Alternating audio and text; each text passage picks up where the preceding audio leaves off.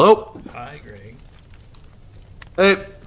Oh, I'm listening to the stream here. Yep. Hey, I hear you. On the Good. stream, too. Yay. Okay.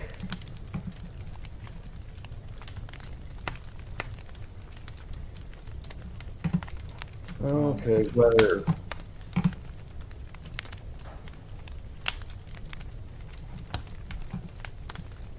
All right, so we are live. What's up, everybody? Well, let's see. Share this link here.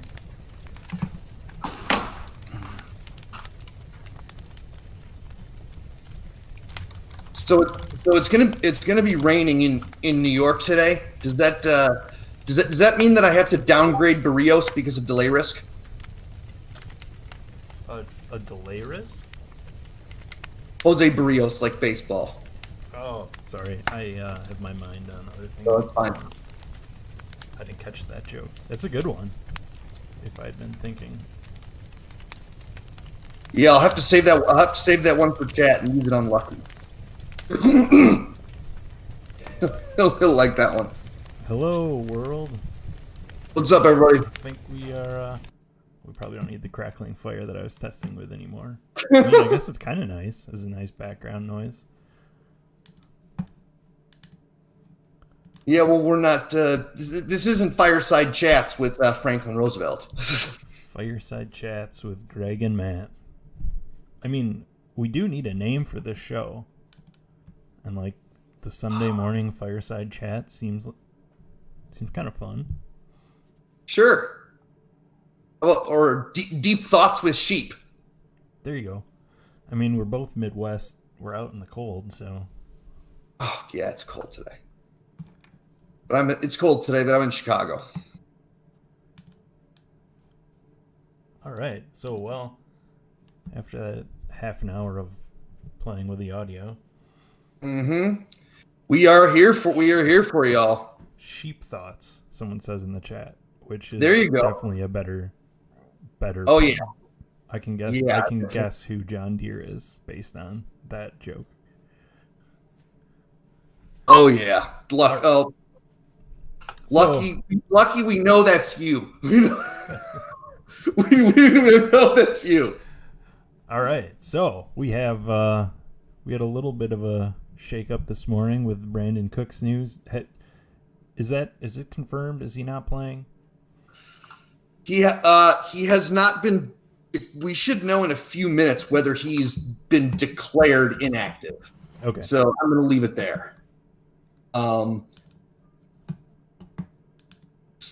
heard he's playing. I've heard he's not playing. I'm gonna wait until actives and inactives come out and they say he's officially active or he's not. All right. So I know you on that team are a big fan of playing some very well. I don't know if he's low owned anymore. Oh yeah. Prior to the news, you were all over some running back there. Oh, Duke Johnson, yeah. Well, it looks like he's going to be about 10% owned now instead of 8%. So yeah, huge jump there. Yeah, you picked up that's yeah. Because listen, people they just don't want to play Duke Johnson. I don't want to play Duke Johnson. Yeah. I want to play Duke Johnson. I mean, he's the most accomplished receiver on the team by a lot. That's true. I mean, maybe Akins has caught more passes. No. No. I mean, if you count the ones that go through his hands, maybe Akins, yeah. All right. But so it's if you don't have Cooks, do you want to stack that game or stack Houston at all? No. But I will mention that I will play Duke Johnson and Akins in the same lineup. I'm fine with that. And you don't have to have Watson. I think that's completely fine because of the prices. So I mean, yeah, This is a weird slate. Like I'll say that this is kind of a weird slate. Yes, so And you have, if you look at your top three like spend up options here, you have Cook, Adams, and Henry. yes, And the projections for Devontae Adams are astronomical. Some places they more are. astronomical than others. Oh yeah, they are without a doubt phenomenal. Like there isn't really much else to say other than the projections are phenomenal. Right. Um, And his ownership isn't like 30-40% at least predicted so far. well, it's 25, so it's getting there. Okay. Like it jumped from 20 to 25. Yeah, I would assume that's an advent of people playing Akins and Washington now. So Washington, not the team Washington, right? no, DeAndre. Yeah. Or DeAndre or Dwayne or whoever the Miami running back. Okay, Brandon Cooks is inactive. Okay. So he is inactive. We don't have to worry about that news anymore. But yeah, so what I was saying to you earlier, and I'm sort of still going back and forth. I mean, Devontae Adams is a cash play for me. I think just no questions asked. Yeah. But if he's getting up there to be 25, 30, 40% owned, I don't know, somewhere in that range he's going to land depending on the contest that you're in. There's a lot of guys that could outscore him even if he had an okay game at cheaper prices. Like I've right now I've DraftKings open to all the wide receivers. I mean, we have Tyreek Hill, DK Metcalf, Keenan Allen, Hopkins, Kelvin Ridley without like any competition for targets. Justin Jefferson, AJ Brown, Lockett, Thomas, Thielen. It's a deep slate for wide receiver. Right. So I'll say I haven't actually read your article. I don't know how applicable is it now with the Cooks news, but would you say that it is a common build is going to be low-priced running backs to get in more than one of these receivers? Well, I thought it was, but I thought it was going to be Derrick Henry, low-priced running back, but apparently everybody is just out on Duke Johnson. Like I figured Duke Johnson, as I would imagine most of the sharp people in the industry did, that when they started looking at this slate, they figured that Duke Johnson would be chalk with David Johnson out. Okay. He's not. I mean, right now for whatever reason. Yeah, right now it's McKissick, right? He's sort of the J.D. McKissick, who is sort of a target monster if Washington's behind. And Miami guy. Yep. Yeah. And Miami guy, Washington. So. Yeah. Which. Oh. What now? Leonard Fournette is a healthy scratch. Oh. A big diss to Uncle Lenny. Well, I mean that saves me. I was thinking about playing him today. I won't even get into that, but okay, so now we have the ghost of LaShawn McCoy. Oh God. We have Keyshawn Vaughn and Ronald Jones now as the running backs in Tampa. I would assume that this backfield belongs to Ronald Jones now.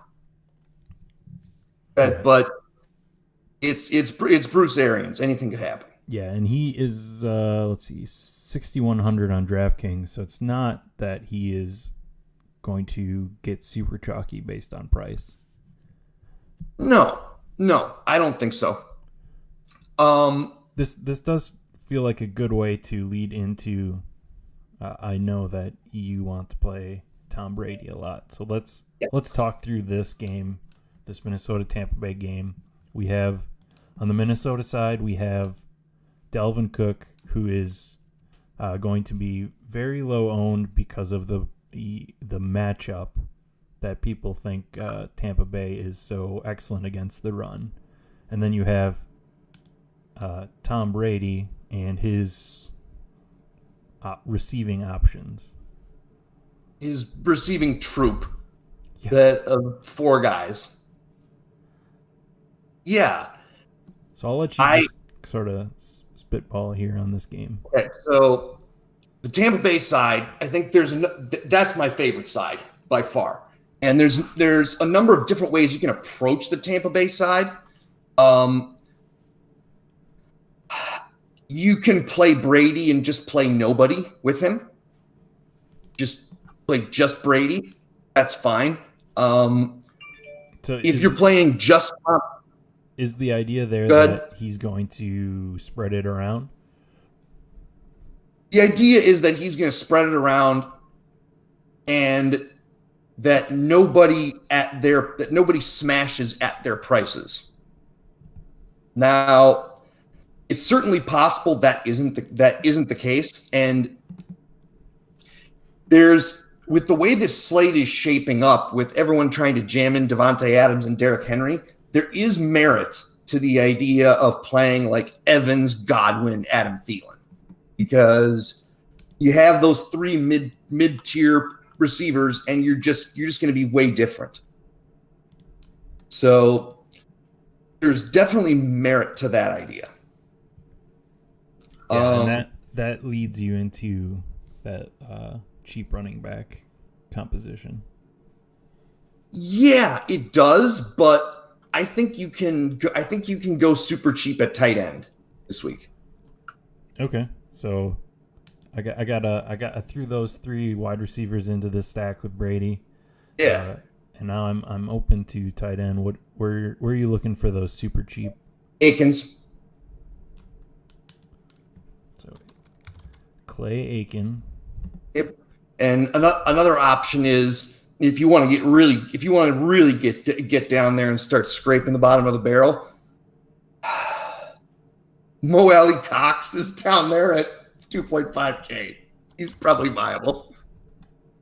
It's pretty gross though. Let's see here. Mo. So he's min priced. Because the Colts, I mean, any projections for the Colts passing game is just they're picking numbers out of a hat. They have no idea. Right. Like you're looking at 2 to 5 targets based on his range this season, but he always has a few. 2 to 5 targets. He does get targeted near the end zone. So if he gets you 4 catches for 20 yards and he scores, that's probably enough. Sure. So I penciled in Akins here. Yeah, but that's Akins definitely an option for if you really want to punt tight end. Yeah. So we got 5,000 with our 2 running back and flex and defense open. So okay. if you're taking Akins, I mean, my lean would to be not go to Duke Johnson on a lineup like this. Well, if you want to not go to Duke Johnson, you can play McKissick here. Like, I'm not playing him at all, but I think playing McKissick is totally fine because in this lineup you're probably not playing Devontae Adams. Right, so you're fading the chalk, and you're not playing Derrick Henry, the 2 big chalk pieces. I may end up playing 0 Derrick Henry entirely. Like, I may just end up being out. Yeah, and it seems like I think that's why is Derrick Henry the chalk and not Dalvin Cook? Is it just the matchup? Yes. Yes, it's just the Jaguars. That really, like, that's all of it. I don't believe there's anything else to it.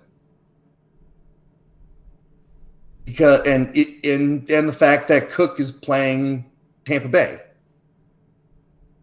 But I don't really care that he's playing Tampa Bay. If Dalvin Cook is going to be 5% owned, like, it's not, I'm not saying it's in any way the most likely path, but the clearest path to winning this slate is you play Dalvin Cook, you don't play Adams, and Cook outscores Adams. Now, we're at the point where Adams is 25% owned and Cook is 5% owned. So when we run into these situations, it's prudent to ask ourselves, okay, do we think Devontae Adams outscores Dalvin Cook 5 times out of 6? I mean, no. I think it. I'm not sure about that. I mean, I think, man, they could both be like. I guess what I'm trying to put together here is, not only does he have to not beat him, but he can just match him, right? Yeah, and wide receiver is naturally a more variant position, but it's also a position with that typically has higher ceilings. So what you're looking at is, I mean, look, the reality is that if Derrick Henry fails, Dalvin Cook could be so much better than any other running back. Dalvin Cook, if Derrick Henry fails, Dalvin Cook could feasibly outscore every running back by 20 points. Like, that's how high his ceiling is. Nobody else can touch his ceiling. Like, you could argue Austin Eckler, but I am unwilling to discuss Austin Eckler in any context. Austin Eckler chalk is dumb. Let's move on. But yeah, I love the Tampa-Minnesota game. I like the Tampa side to stack much better. So let's. I'm gonna jump back here. I'm gonna take Thielen out, put Cook into this lineup. Yeah. So we don't usually want to take, when you're game stacking a game, you don't usually want to take a running back. Because generally the running back getting a lot of touches and getting a lot of carries is going to slow down or speed up the game in a way, like use up the clock and slow down the game. But in the case of Dalvin Cook, he's viable for you in a game. Oh yeah. Oh yeah. I mean, we even saw it last week that Dalvin Cook had 9 targets last week. Like, when they were behind. And the Jaguars didn't even have a pass rush. Now they're going up against Tampa Bay, who actually does have a good pass rush. So you could definitely see a world here where Minnesota falls behind.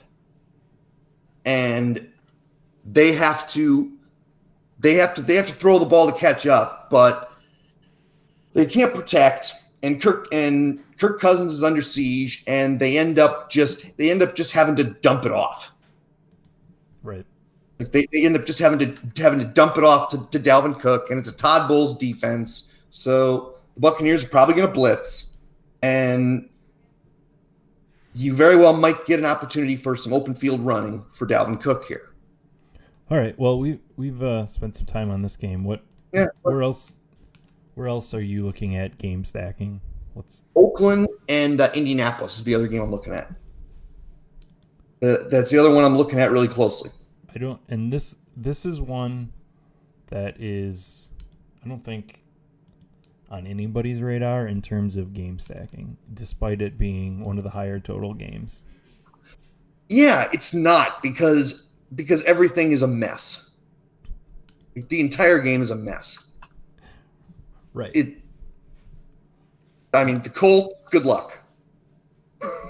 good luck figuring out who does well. I mean, we've seen, actually, I feel like T.Y. Hilton has basically, I mean, he got 11 targets last week, but he was pretty steady at 5 or 6 the previous weeks. It seems like, to me, that something here is putting him back into the offense. I mean, it's possible that he and Phillip Rivers just figured it out, and that they just couldn't figure it out early in the year. I mean, but that's all speculation. I don't have anything to back that up. So basically, you have Hilton and Pittman as the main wide receiver targets. You have 3 tight ends that he could throw to and does throw to: Trey Burton, Mo Alley-Cox, and Jack Doyle. Mm-hmm. And then you have the 3-headed monster at running back, and that's what you mean by garbage. All those options. Oh, I think you can play Jonathan Taylor. Like, if you're playing we'll get to that when we talk about Las Vegas. But yeah, I think you can play Jonathan Taylor. Like, I think that's the guy. Yeah, the last 2 weeks, 13 attempts, but he's also getting targets now, which I feel like he was not getting. Well, I guess he was getting a couple, but yeah, and again, if he's getting targets, that means he's really eating into Hines' workload. Like, so the other thing I'll bring up here that even makes it more garbage, which is another reason why people don't want to play it, is the Jacoby Brissett goal line work. Yeah, it's personally, I can't be worried about that. Yeah, if Jonathan Taylor is going to get there and be on a winning lineup on 20 carries, he's probably going to need a big old run mixed in there. So I'm not ultra worried about Brissett, because if it's not Brissett, I mean, Taylor had a reasonably low goal line probability anyway, because they play merry-go-round with Wilkins and Hines and all these guys. I mean, Brissett's just another guy. So, all right. So it sounds like you like the Las Vegas side for the stack more than I do. I like the Carr Waller. I like to play Carr and play Darren Waller, and then run it back with Taylor. I think we've seen the Colts run a lot when they're ahead. They tend to go into a shell. So what you're looking at is a strong correlation between the Colts being ahead and Jonathan Taylor getting a significant amount of volume. Now, the Raiders, they want to run the ball. I mean, they've been good passing the ball this year, but they want to run the ball. So the Raiders' pass volume, conversely, the Raiders' pass volume increases when they're behind. So the stack is pretty well correlated. And it's got a pretty wide range of outcomes. Darren Waller being their main target, right? Even though he's the tight end. Yes. Even though he's a tight end, and that's great. I love that he's a tight end. I think that's awesome. Like, because tight end stinks. if he was a wide receiver, he would be priced in 7,000s easily, based on his volume. Oh yeah. And you're Oh yeah, and he's 6,800. I'm even fine if you want to play Mo Alley Cox as the run back and put Waller in the flex. I think that's totally fine. And right. That's a wild wall thing to do, but so let's say you got Carr, Taylor, and Waller. Where you like on a lineup like this where you're skinny stacking this game? Where do you want to go for filling in the next pieces? Well, you can first of all, just to touch on it briefly, Yep. You can definitely double stack this game with what's his name? You can definitely double stack this game with Nelson Aguilar. Like that's very doable. Or Renfrow. They both look okay. But if I'm single stacking this game, let me punch up a lineup. I'm gonna throw Aguilar in here for 4,700. Yeah. If I'm double stacking up, because Aguilar is pretty cheap, and we've seen a 10 target ceiling from him. So if it's possible that I can get 10 targets for 4,700, I don't care how terrible Aguilar is. I'm probably going to do it. That's a pretty good value. So from here, with 53.40 left, you don't have any pieces that are really overwhelmingly expensive. So I think you can play Devontae Adams here. Like, I think that works. Okay. So I actually think that Detroit has a chance to keep up with Green Bay. Mm-hmm. I mean, so I like the idea of doing a secondary stack with Adams. So I'm interested to know who on Detroit, if anyone you're interested in, as like a secondary correlation stack. Well, it depends on the stack you're playing it in. I mean, this is a low-owned stack, so you don't need to do this. But if you were doing it in like a more popular stack, DeAndre Swift is definitely a guy to look at. He is expected to play, I think.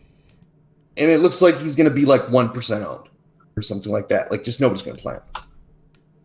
So, because the stuff that I was reading, everybody's speculating that he, based on the concussion and then the migraines afterwards, everybody's expecting his workload to be low in this game. well, what I'll counter with is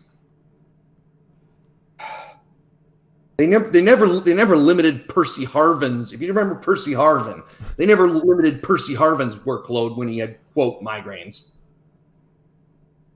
His migraines were from smoking too much cheeb, but that's neither here nor there. No, so Noah is saying that they mentioned it as a team, that they might not give him a full workload. I think Swift makes the most sense in a Green Bay stack. Okay. Because you need to if you're playing Rodgers Adams, you're playing the stone chalk on this slate. Right. So in our Vegas Indianapolis stack here, I like going with Marvin Jones as the run back to Devontae Adams.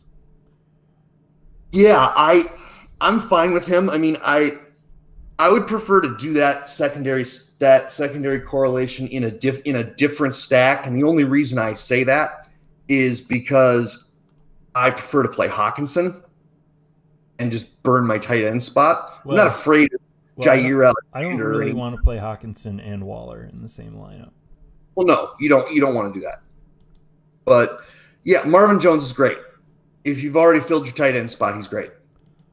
All right. So we have, let's see, we still have 3,866 right now. remaining in this lineup. We've taken our low-owned game stack. We have our chalk piece in Adams with the secondary run back in Jones. So now we have a running back and a flex spot. At this point, do you like to do another combination that is correlated, or are you more apt to just throw in a couple of plays that you like for the week? On this slate, I'm more apt to throw in whoever's projected well. You don't really have to worry about ownership. You don't really have to worry about any of that. So, I mean, as Jordan Cooper would say, just play whoever you want. That's really where I would go. Yeah. So, I guess, you play Duke Johnson. Braxton Berrios is a guy that I'm playing a ton of. Like, I have a mountain of Braxton Berrios. Let's get to that. Let's get to the Jets and Jets chalk. Oh yeah.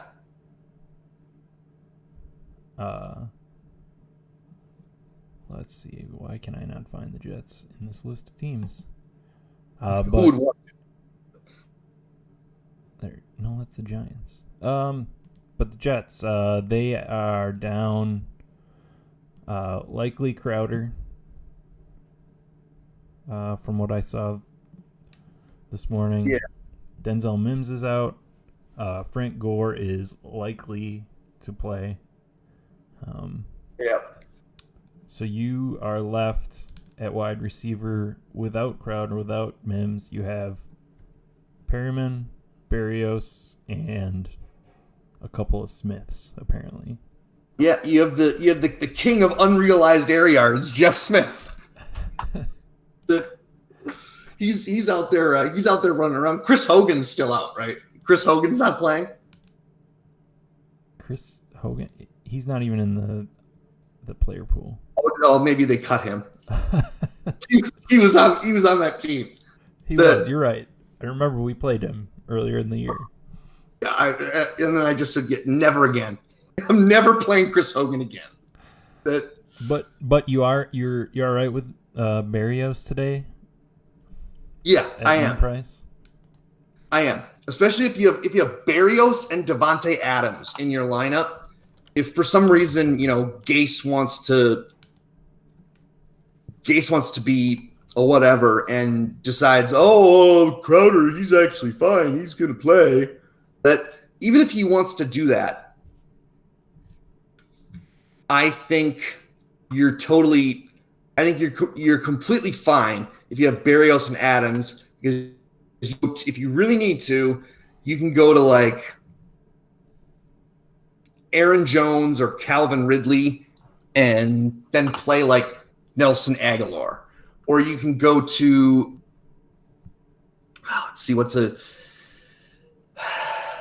or you can go to what's his name? You can go to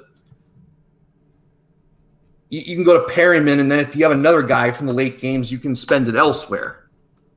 Like there's a number of different choices that you have. Yeah, today there are 6 late games, starting from 3 and backwards. So today is a day that you definitely want to think about your lineup. I mean, you don't want to go overboard, but you want to think about your lineup in terms of how you might need to change or might want to change based on where you're at of your early game players. Mm-hmm. Definitely. This is absolutely a late swap slate. No doubt in my mind. So if probably the simplest example is if Chalk Derrick Henry goes off in the early games, you probably want to switch off Adams. Yeah, you probably want to go to like Calvin Ridley and Aguilar then. Right, because the idea is that you're already behind the 8 ball, and just playing Devontae Adams, who's going to be in 25-30% of the lineups, is not going to get you ahead of the field if you're already behind on Derrick Henry. Yeah, Adams just is not going to catch you up in that circumstance. Now there's a couple other, before we take off, there's a couple other stacks I want to mention quick because they weren't in my article. And so I'm definitely lower on Detroit than I was earlier. Why is that? I'm just not as enthralled, to be honest. It's mostly because, and it's weird, but I really like the San Francisco stack. And I also really like the Miami stack. Let's start at I think both of those are okay. It's really simple. Washington plays really fast, so it's pace bump for the 49ers. Nick Mullins is really cheap at 5,100. Ayuk and Samuel are both very low owned, and the target tree here in San Francisco has low key become kind of narrow. Yeah, and it's mostly Ayuk and Samuel, and you can get a really interesting contrarian build with Mullins, Ayuk, Samuel, and you plug in Terry McLaurin going back the other way because you get leverage against the other chalkier Washington guys. Yeah, because let's see, my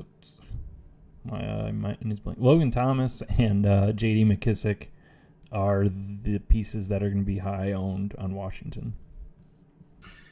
Yeah, and I'll leave it here. Logan Thomas, I don't get it. I mean, it was like he finally fulfilled something that people were taking shots at all season. So now, in everybody's mind, it's there because it was they were predicting it before. Right? Yeah, this is a huge recency bias play, is what it really is. He had over twice. Let's see targets. Yeah, so earlier in the season he had first 3 games he had 8, 9, and 7 targets, but after that he had basically 4 or 5 targets up until last week. So everybody was chasing those earlier targets, and now that he had a high targeted game, well, obviously it's going to be there again. Yeah, that it's the old adage that, well, if it happened once, that means it's much more likely to happen again. Which is absolutely not true. Like meanwhile, for those of you that are newer at this game, what I will tell you is that recency bias is one of the biggest drivers of ownership in this game. Just bar none. And you have the exact opposite of Terry McLaurin recency bias. You have a really poor game and, an idea that they don't throw it to him as often because Alex Smith checks down, which is still feeding that McKissick chalk too. Which is McKissick chalk is fine.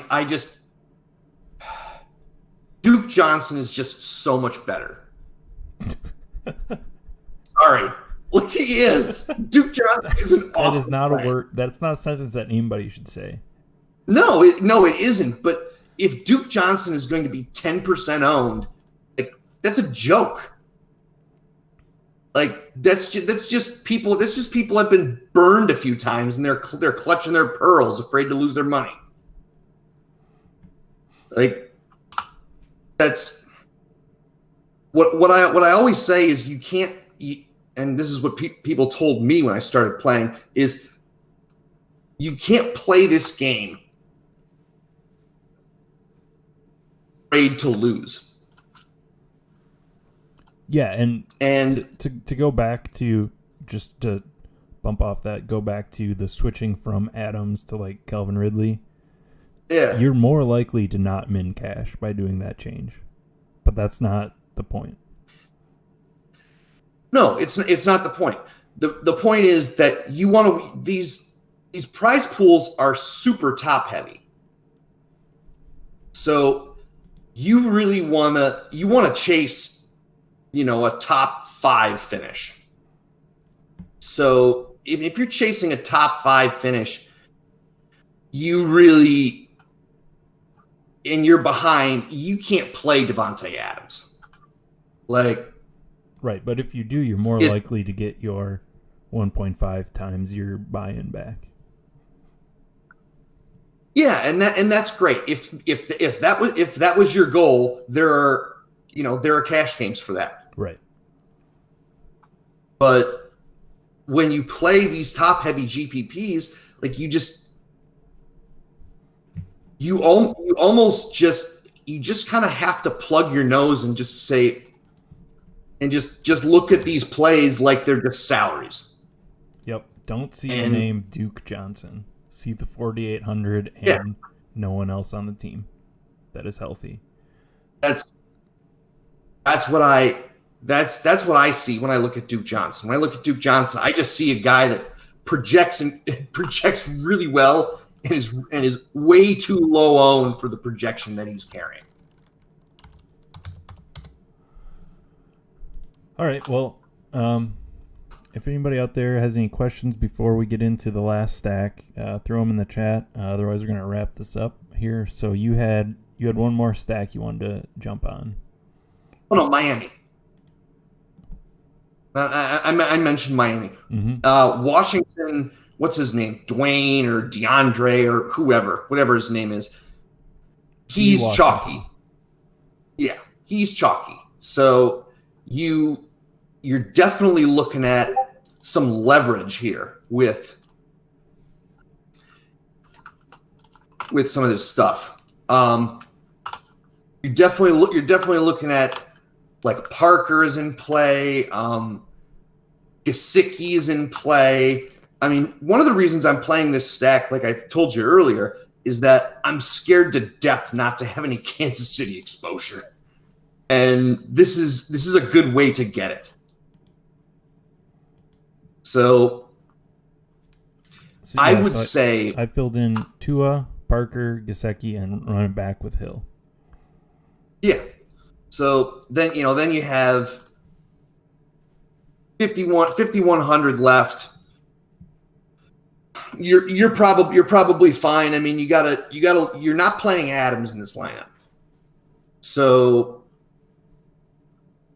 you either have to be okay playing Aaron Jones, who I don't think is a particularly good play. It's just my opinion. Based on or just be okay with not having Packers. And I prefer the latter. Just don't have any Packers. Who cares? Okay. Like that. If I'm already so far off the chalk that I need freaking Tua to break this slate. Like I could fit Packers, but why am I doing that?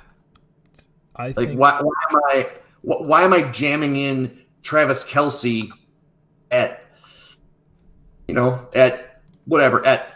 flex and then plugging in Devontae Adams and then you need to find another cheap running back. Then you need to punt. You need to punch your receiver spot. I guess it's doable, but it's really not. It's not my favorite at all. Like, I think. I think if you want to go out, not go Aaron Jones, James Robinson is a great idea. Yeah, I love James Robinson. He's on the other side of Derrick Henry. I think Ezekiel Elliott We haven't seen the snap count load from him, but his price matches that. Yeah, his price is indicative of that, and he really, like, he's got pretty big touchdown equity, and we haven't seen a game script like this for Dallas very often since Prescott went down. So it's hard to say that we're even sure it's hard to say if we're even sure that his snap count doesn't have upward mobility. Right. We also don't know that it has downward, or it potentially could have downward if the calf is acting up. But I mean, yeah, everybody has that downward mobility, but I mean, if he's healthy, I don't see a world where he's anywhere under 65-ish% of snaps. Like,